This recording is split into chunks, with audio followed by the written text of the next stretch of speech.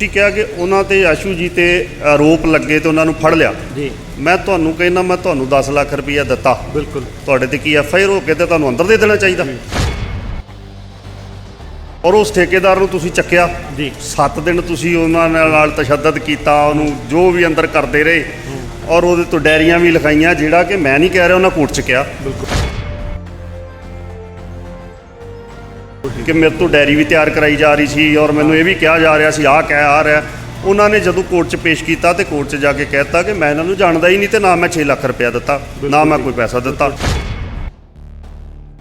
ਠੇਕੇਦਾਰ ਤੋਂ ਲੈ ਕੇ ਤੇ ਥੱਲੇ ਆਫੀਸਰ ਸੁਪਰਡੈਂਟ ਤੋਂ ਲੈ ਕੇ ਸੈਕਟਰੀ ਡਿਪਾਰਟਮੈਂਟ ਦੇ ਜਿਹੜੇ ਡਾਇਰੈਕਟਰ, ਕਿੱਡੀ ਲੰਬੀ ਚੇਨ ਹੁੰਦੀ ਹੈ। ਜਦੋਂ ਇੱਕ ਫਾਈਲ ਤੋੜ ਕੇ ਵੇਖਿਓ ਵਾਲ ਚਿੱਟੇ ਹੋ ਜਾਂਦੇ ਆ, ਫਿਰ ਉਹ ਫਾਈਲ ਉੱਪਰ ਤੱਕ ਜਾਂਦੀ ਆ।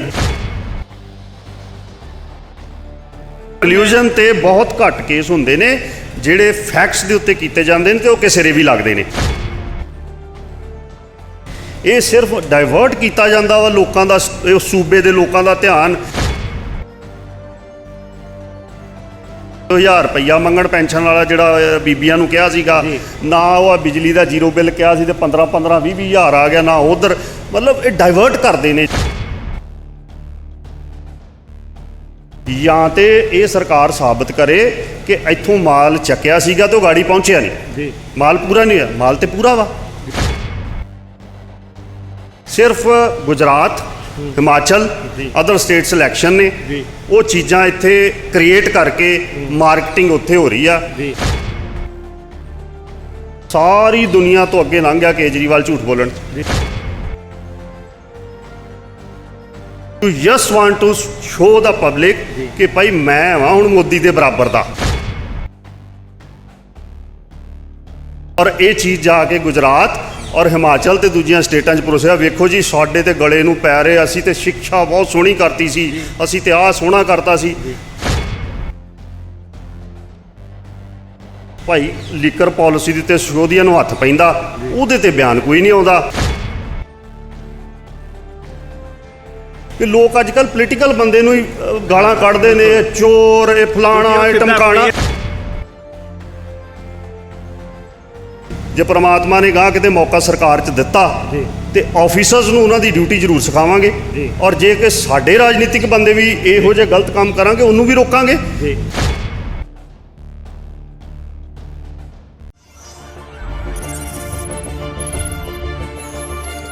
जनहितैषी टीआरपी नहीं खरीदते, भरोसा जीतते हैं हम।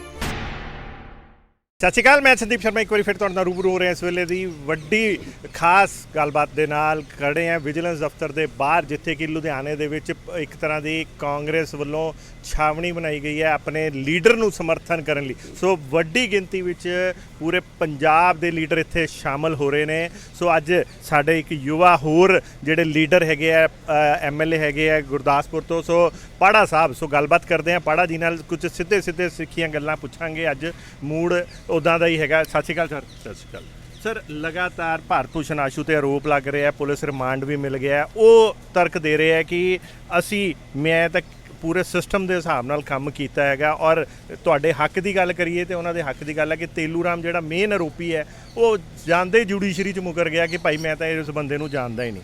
ਆਫਟਰ ਆਲ ਅਸੀਂ ਇਹ ਪੁੱਛਣਾ ਚਾਹੁੰਦੇ ਹਾਂ, ਅਲਟੀਮੇਟਲੀ ਇਹ ਹੈ ਕਿ ਫਿਰ ਜੇ ਉਹ ਉਹਨੂੰ ਜਾਣਦਾ ਨਹੀਂ, ਰਿਸ਼ਵਤ ਦਿੱਤੀ ਨਹੀਂ ਗਈ, ਜੇ ਜਾਣਦਾ ਨਹੀਂ ਤਾਂ ਰਿਸ਼ਵਤ ਕਿੱਦਾਂ ਦਿੱਤੀ ਗਈ? ਸੋ ਇਹ ਸਾਰੇ ਸਵਾਲ ਅਲਟੀਮੇਟਲੀ ਸੱਚਾਈ ਕੀ ਹੈ, ਕਿਸ ਚੀਜ਼ ਤੇ ਜਨਤਾ ਭਰੋਸਾ ਕਰੇ? ਗੱਲ ਬਦਕਿਸਮਤੀ ਰਾਜਨੀਤੀ ਦੀ ਹੁਣ ਇਹ ਹੋ ਗਈ ਆ ਜੀ ਕਿ ਹਰ ਪਾਰਟੀ ਦੇ ਵਿੱਚ ਕੁਝ ਲੀਡਰ ਇਹੋ ਜਿਹੇ ਹੁੰਦੇ ਆ ਜਿਹੜੇ ਕੈਪੇਬਲ ਨਹੀਂ ਹੁੰਦੇ ਜੀ। ਔਰ ਉਹ ਫਿਰ ਇਹੋ ਜਿਹੇ ਕੰਮਾਂ ਦੇ ਵਿੱਚ ਪੈ ਕੇ ਤੇ ਆਪਦੀ ਗਵਰਨਮੈਂਟ ਦੀ ਆਪਣੀ ਛਵੀ ਨੂੰ ਕਹਿੰਦੇ ਆ, ਦੇਖੋ ਜੀ ਮੈਂ ਆਹ ਕਰ ਰਿਹਾ, ਦੇਖੋ ਮੈਂ ਆਹ ਕਰ ਰਿਹਾ। ਔਰ ਉਹ ਚੀਜ਼ ਫਿਰ ਪੇਸ਼ ਕੀਤੀ ਜਾਂਦੀ ਹੈ, ਲੋਕਾਂ ਦੇ ਸਾਹਮਣੇ ਪਰੋਸੀ ਜਾਂਦੀ ਹੈ ਜੀ।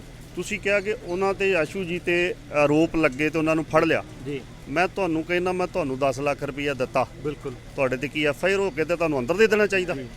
ਇਹਦੇ ਤੇ ਫੈਕਟਸ ਤੇ ਜਾਣਾ ਚਾਹੀਦਾ ਨਾ। ਔਰ ਉਸ ਠੇਕੇਦਾਰ ਨੂੰ ਤੁਸੀਂ ਚੱਕਿਆ ਜੀ। 7 ਦਿਨ ਤੁਸੀਂ ਉਹਨਾਂ ਨਾਲ ਤਸ਼ੱਦਦ ਕੀਤਾ, ਉਹਨੂੰ ਜੋ ਵੀ ਅੰਦਰ ਕਰਦੇ ਰਹੇ ਔਰ ਉਹਦੇ ਤੋਂ ਡਾਇਰੀਆਂ ਵੀ ਲਿਖਾਈਆਂ, ਜਿਹੜਾ ਕਿ ਮੈਂ ਨਹੀਂ ਕਹਿ ਰਿਹਾ, ਉਹਨਾਂ ਕੋਰਟ 'ਚ ਕਿਹਾ ਕਿ ਮੇਰੇ ਤੋਂ ਡਾਇਰੀ ਵੀ ਤਿਆਰ ਕਰਾਈ ਜਾ ਰਹੀ ਸੀ ਔਰ ਮੈਨੂੰ ਇਹ ਵੀ ਕਿਹਾ ਜਾ ਰਿਹਾ ਸੀ ਆਹ ਕਹਿ ਆ ਰਿਹਾ। ਉਹਨਾਂ ਨੇ ਜਦੋਂ ਕੋਰਟ 'ਚ ਪੇਸ਼ ਕੀਤਾ ਤੇ ਕੋਰਟ 'ਚ ਜਾ ਕੇ ਕਹਿਤਾ ਕਿ ਮੈਂ ਇਹਨਾਂ ਨੂੰ ਜਾਣਦਾ ਹੀ ਨਹੀਂ ਤੇ ਨਾ ਮੈਂ 6 ਲੱਖ ਰੁਪਇਆ ਦਿੱਤਾ, ਨਾ ਮੈਂ ਕੋਈ ਪੈਸਾ ਦਿੱਤਾ।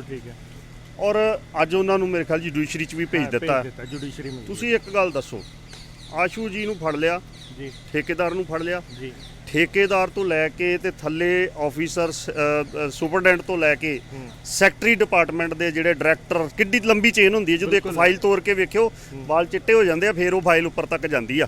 ਤੇ ਕੀ ਗੱਲ ਇਹ ਕੱਲਾ ਠੇਕੇਦਾਰ ਤੇ ਮਿਨਿਸਟਰ ਹੀ ਕੋਈ ਫਾਈਲ ਦਾ ਵਿੱਚ ਕੰਮ ਨਹੀਂ ਸੀਗਾ। ਬਿਲਕੁਲ। ਜਦੋਂ ਜਿਸ ਬਿਨਾਂ ਤੇ ਇਹਨਾਂ ਨੇ ਫੜਿਆ, ਜਦੋਂ ਟੈਂਡਰ ਹੁੰਦੇ ਨੇ ਈ ਟੈਂਡਰਿੰਗ ਹੁੰਦੀ ਆ। ਬਿਲਕੁਲ ਹੁੰਦੀ। ਈ ਟੈਂਡਰਿੰਗ ਦੇ ਵਿੱਚ ਕੋਈ ਕਿਤੇ ਬੈਠਾ ਅਮਰੀਕਾ ਕੈਨੇਡਾ ਬੈਠਾ ਉਹ ਟੈਂਡਰ ਪਾ ਸਕਦਾ, ਤੁਸੀਂ ਪਾ ਸਕਦੇ ਹੋ, ਜਿਹਦਾ ਲੋਐਸਟ ਉਹਨੂੰ ਮਿਲਦਾ। 3 ਮੈਂਬਰੀ ਕਮੇਟੀ ਬਣੀ, ਡੀਸੀ ਜਿਹੜੇ ਹੈਗੇ ਨੇ ਡਿਸਟ੍ਰਿਕਟਸ ਦੇ, ਉਹਨਾਂ ਦੇ ਜ਼ਿਲ੍ਹਿਆਂ ਦੇ, ਉਹਨਾਂ ਦੇ ਉਹ ਚੇਅਰਮੈਨ ਸੀਗੇ। ਬਿਲਕੁਲ ਠੀਕ ਹੈ।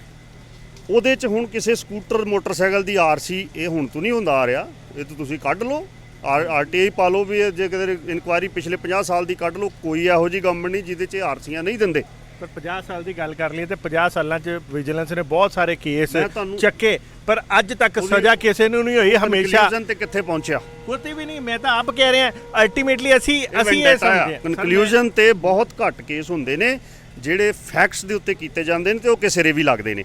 ਇਹ ਸਿਰਫ ਡਾਇਵਰਟ ਕੀਤਾ ਜਾਂਦਾ ਵਾ ਲੋਕਾਂ ਦਾ, ਸੂਬੇ ਦੇ ਲੋਕਾਂ ਦਾ ਧਿਆਨ ਕਿ ਨਾ ਤੇ ਭਾਈ ਉਹ ਹੁਣ ਜੇ ਇੱਥੋਂ ਦੀ ਮੈਂ ਗੱਲ ਕਰਾਂ, ਨਾ ਤੇ ਉਹ 1000 ਰੁਪਈਆ ਮੰਗਣ ਪੈਨਸ਼ਨ ਵਾਲਾ ਜਿਹੜਾ ਬੀਬੀਆਂ ਨੂੰ ਕਿਹਾ ਸੀਗਾ, ਨਾ ਉਹ ਬਿਜਲੀ ਦਾ ਜ਼ੀਰੋ ਬਿੱਲ ਕਿਹਾ ਸੀ ਤੇ 15 20 ਹਜ਼ਾਰ ਆ ਗਿਆ, ਨਾ ਉਧਰ। ਮਤਲਬ ਇਹ ਡਾਇਵਰਟ ਕਰਦੇ ਨੇ ਚੀਜ਼ਾਂ ਨੂੰ। ਜਿਹੜਾ ਜਿੱਦਾਂ ਸੈਂਟਰ ਨੇ ਕਿਹਾ 2 ਕਰੋੜ ਰੋਜ਼ਗਾਰ ਦੇਵਾਂਗੇ, ਅੱਜ ਕੋਈ ਗੱਲ ਨਹੀਂ ਕਰਦਾ। 100 ਰੁਪਏ ਪੈਟਰੋਲ ਡੀਜ਼ਲ ਹੋ ਗਿਆ, ਕੋਈ ਗੱਲ ਨਹੀਂ ਕਰਦਾ।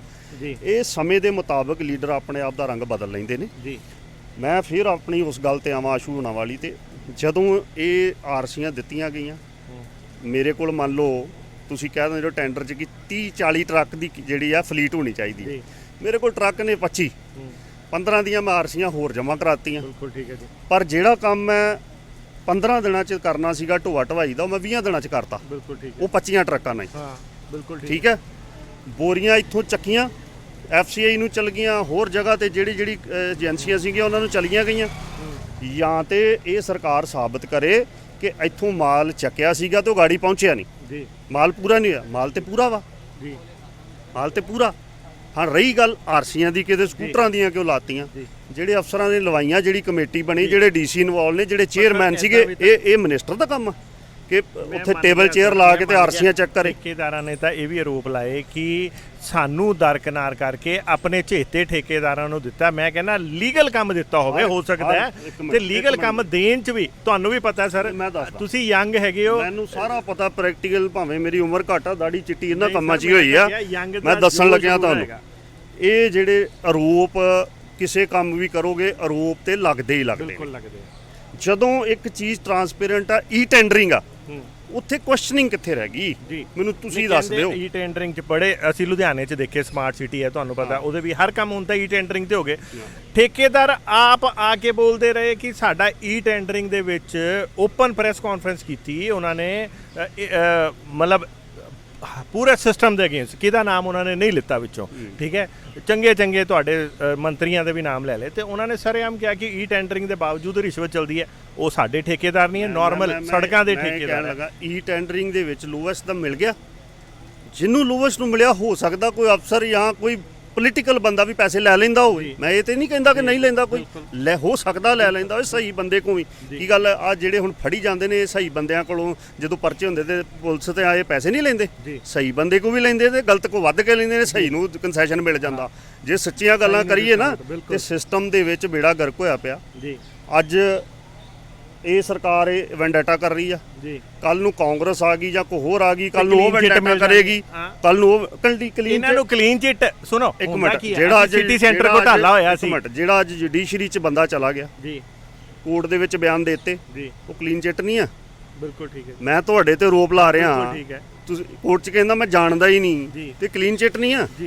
ਸਿਰਫ Gujarat, Himachal, other state selection ਨੇ, ਉਹ ਚੀਜ਼ਾਂ ਇੱਥੇ ਕ੍ਰੀਏਟ ਕਰਕੇ ਮਾਰਕੀਟਿੰਗ ਉੱਥੇ ਹੋ ਰਹੀ ਆ।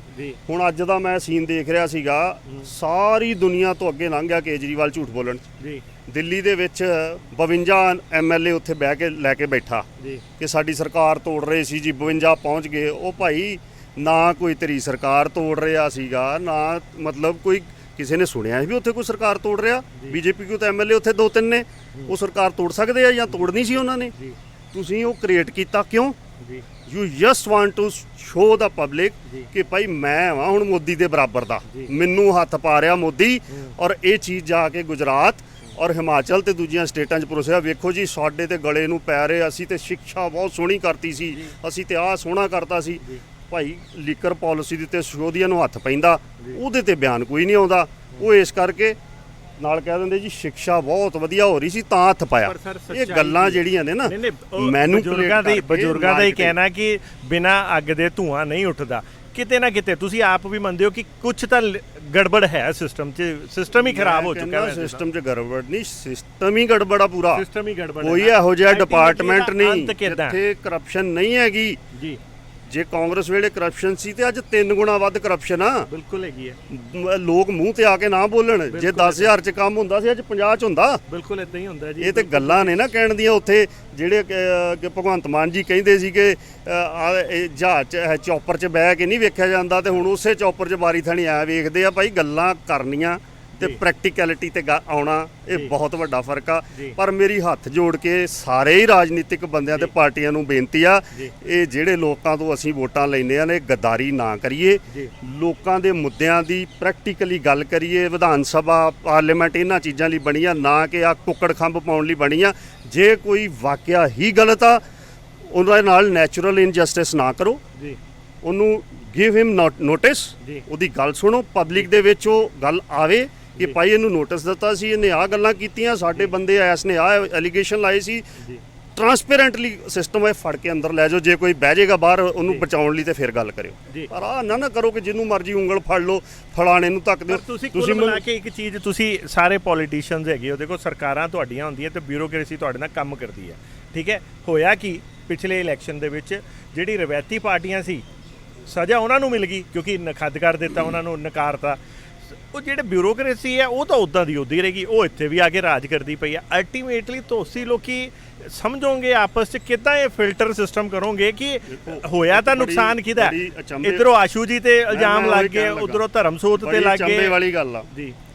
ਉਹੋ ਹੀ ਲੀਡਰ ਸੈਕਟਰੀ, ਕਈ ਪ੍ਰਿੰਸੀਪਲ ਸੈਕਟਰੀ ਜਿਹੜੇ ਕਾਂਗਰਸ ਸੀਗੇ, ਅੱਜ ਉਹੀ ਸਾਰੇ ਆਫੀਸਰ ਆਮ ਆਦਮੀ ਪਾਰਟੀ ਚਲਾ ਰਹੇ ਆ। ਬਿਲਕੁਲ ਹੋ ਗਏ। ਯਾਰ ਮੈਨੂੰ ਇੱਕ ਗੱਲ ਦੱਸੋ, ਮੈਂ ਫੇਰ ਉਹ ਗੱਲ ਤੇ ਆਉਣਾ, ਸੁਪਰਡੈਂਟ ਕਲਰਕ ਤੋਂ ਲੈ ਕੇ ਡਾਇਰੈਕਟਰ, ਸੈਕਟਰੀ, ਡਿਪਟੀ ਡਾਇਰੈਕਟਰ, ਕਿਤੇ ਯਾਰ ਫਾਈਲ ਨਹੀਂ ਜਾਂਦੀ, ਕਿਤੇ ਆਰਸੀਆਂ ਦੀ ਚੈੱਕ ਨਹੀਂ ਹੁੰਦੀਆਂ, ਕਿਤੇ ਇਹ ਚੈਕਿੰਗ ਜਿਹੜੇ ਤੁਸੀਂ ਫਲਾਈਂਗ ਸਕਾਡ ਬਣੇ ਪੈਸੇ ਲੈਣ ਲਈ ਬਣਾਏ ਆ।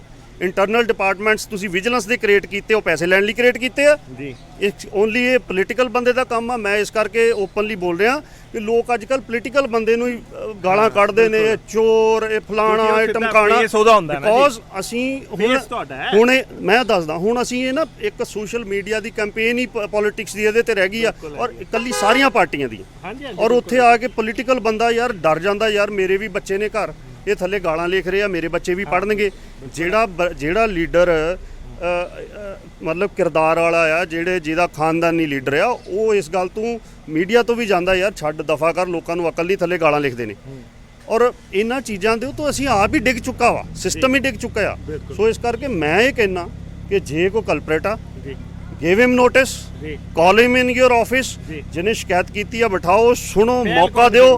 ਪਹਿਲ ਕੌਣ ਕਰੂਗਾ ਸਰ? ਪਹਿਲ ਸੀਗੀ ਪਿਛਲੀ, ਪਹਿਲ ਉਦੋਂ ਹੋਏਗੀ। ਮੈਂ ਦੱਸਣ ਲੱਗਿਆ, ਪਹਿਲ ਉਦੋਂ ਹੋਊਗੀ ਜਦੋਂ ਅਫਸਰ ਬੰਦੇ ਦੇ ਪੁੱਤ ਬਣਨਗੇ। ਅਫਸਰ ਉਹ ਸਾਰੀਆਂ ਗਵਰਨਮੈਂਟਸ ਨੂੰ ਉਂਗਲਾਂ ਤੇ ਨਚਾਉਂਦੇ ਨੇ, ਕਿਤੇ ਮੇਰੇ ਵਰਗੇ ਦੇ ਹੱਥ ਆ ਗਿਆ ਕੰਮ ਤੇ ਹੜਾਵਾਂਗਾ, ਕਿਤੇ ਪ੍ਰਮਾਤਮਾ ਨੇ 2 ਵਾਰ ਐਮਐਲਏ ਬਣਾਤਾ। ਜੇ ਪ੍ਰਮਾਤਮਾ ਨੇ ਗਾਂ ਕਿਤੇ ਮੌਕਾ ਸਰਕਾਰ 'ਚ ਦਿੱਤਾ ਤੇ ਆਫੀਸਰਸ ਨੂੰ ਉਹਨਾਂ ਦੀ ਡਿਊਟੀ ਜ਼ਰੂਰ ਸਿਖਾਵਾਂਗੇ। ਔਰ ਜੇ ਕਿ ਸਾਡੇ ਰਾਜਨੀਤਿਕ ਬੰਦੇ ਵੀ ਇਹੋ ਜਿਹੇ ਗਲਤ ਕੰਮ ਕਰਾਂਗੇ, ਉਹਨੂੰ ਵੀ ਰੋਕਾਂਗੇ। ਕਿਸੇ ਨੂੰ ਪਹਿਲ ਕਦਮੀ ਕਰਨੀ ਪੈਣੀ ਹੈ। ਅੱਜ ਮੈਂ ਫੇਰ ਉਹ ਗੱਲ ਕਹਿਣ ਲੱਗਿਆ, ਅੱਜ ਮੁੱਦਾ ਰੁਜ਼ਗਾਰ ਦਾ ਆ। ਅੱਜ ਮੁੱਦਾ ਬੀਬੀਆਂ ਨੂੰ ਅਸੀਂ 1000 ਰੁਪਏ ਦਾ ਆ। ਅੱਜ ਮੁੱਦਾ ਜ਼ੀਰੋ ਬਿੱਲ ਆਉਂਦਾ ਸੀਗਾ ਲੋਕਾਂ ਨੂੰ 50-50 ਹਜ਼ਾਰ। ਤੁਸੀਂ ਦੇਖ ਰਹੇ ਹੋ ਪਿੰਡਾਂ 'ਚ ਕੀ ਬਣਿਆ। This is the first time ਕਿ 3 ਮਹੀਨੇ ਬਾਅਦ ਚੀਫ ਮਿਨਿਸਟਰ ਆਪਣੀ ਕੌਂਸਟੀਚੁਐਂਸੀ ਹਾਰ ਜਾਂਦੇ ਨੇ। ਉਹ 75,000 ਨਾਲ ਜਿੱਤਦਾ, ਉਹ 1200 ਨਾਲ ਹਾਰ ਜਾਂਦਾ। ਇੰਨਾ ਲਿਆ ਗਿਆ, ਲੋਟਾਂ ਨਾਲ ਧੋਖਾ ਹੀ ਇੰਨਾ ਹੋ ਗਿਆ। ਹੁਣ ਉਹ ਕਰਨ ਕੀ? ਹੁਣ ਉਹਨਾਂ ਦੀ ਪੇਸ਼ੈਂਸ ਲੈਵਲ ਹੀ ਖਤਮ ਹੋ ਗਿਆ। ਪੰਜਾਬੀਆਂ ਦਾ ਪੇਸ਼ੈਂਸ ਲੈਵਲ ਖਤਮ ਹੋ ਗਿਆ। ਉਹਨਾਂ ਨੇ ਰਵਾਇਤੀ ਨਕਾਰੇ ਅੱਗੇ ਜਿਹੜੇ ਆਏ, ਸੋਚਿਆ ਕਿ ਚੱਲ ਇਹ ਮੈਂ ਉਹੀ ਦੱਸਣ ਲੱਗਾ। ਪਤਾ ਕੀ ਗੱਲ ਆ, ਲੋਕ ਰਵਾਇਤੀ ਪਾਰਟੀਆਂ ਤੋਂ ਔਖੇ ਸੀਗੇ ਜੀ। ਉਹਨਾਂ ਨੇ ਦੇਖਿਆ ਕਿ ਬਦਲ ਮਿਲ ਰਿਹਾ, ਔਰ ਬਦਲ ਬਹੁਤ ਸੋਹਣਾ ਉਹਨਾਂ ਨੇ ਦਿਖਾ ਦਖੂ ਕੇ, ਬਿਕੋਜ਼ ਦੇ ਨੋ ਹਾਊ ਟੂ ਮਾਰਕੀਟਿੰਗ ਕਿਵੇਂ ਕਰਨੀ ਹੈ, ਦੇ ਨੋ ਵੈਰੀ ਮੱਚ ਬੈਟਰ। ਔਰ ਉਹ ਚੀਜ਼ ਜਦੋਂ ਉਹਨਾਂ ਨੇ ਦੇਖੀ ਇਹ ਮਤ ਇਹ ਭੁਲੇਖਾ ਰੱਖਣ ਕਿ ਕਾਬਲੀਅਤ ਨਾਲ ਵੋਟਾਂ ਪਈਆਂ। ਮੈਂ ਉਦਣ 2027 ਚ ਇਹਨਾਂ ਨੂੰ ਪੁੱਛਾਂਗਾ 92 ਚੋਂ ਕਿੰਨੇ ਆਏ ਆ ਵਾਪਸ, ਫਿਰ ਗੱਲ ਕਰਾਂਗਾ।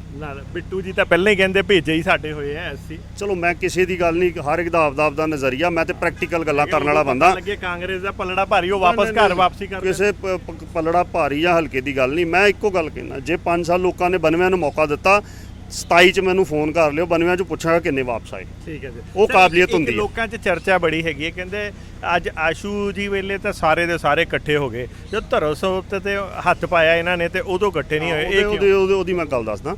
ਜਦੋਂ ਨਵੀਂ ਸਰਕਾਰ ਬਣੀ ਜੀ, ਉਹਨਾਂ ਨੇ ਸਾਧੂ ਸਿੰਘ ਧਰਮਸੋਤ ਹੋਣਾ ਨੂੰ ਅਰੈਸਟ ਕਰ ਲਿਆ ਜੀ।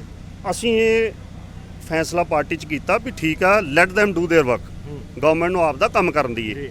ਜਦੋਂ ਕਿਸੇ ਦਾ ਤੁਸੀਂ ਕੰਮ ਵੇਖਦੇ ਹੋ, ਆਬਜੈਕਸ਼ਨੇਬਲ ਉਦੋਂ ਹੀ ਹੁੰਦਾ ਨਾ। ਬਿਲਕੁਲ। ਤੇ ਜਦੋਂ ਉਹਨਾਂ ਤੋਂ ਬਾਅਦ ਇੱਕ ਇੱਕ ਕਰਕੇ ਜਾਣ ਬੁੱਝ ਕੇ ਠੇਕੇਦਾਰ ਬੰਦਿਆਂ ਨੂੰ ਸਟੈਂਡ ਕਰਕੇ ਕਹਿ ਯਾਰ ਤੂੰ ਇਹ ਤੇਰੇ ਕੋਲ ਪੈਸੇ ਲੈਂਦਾ ਰਿਹਾ, ਤੇ ਤੁਸੀਂ ਉਹ ਗੱਲ ਨੂੰ ਅੱਗੇ ਲੈ ਕੇ ਜਾਣੇ, ਤੇ ਫਿਰ ਸਾਨੂੰ ਇਹ ਕਿਹਾ ਕਿ ਸਾਨੂੰ ਇਹ ਸਟੈਂਡ ਲੈਣਾ ਪਊਗਾ।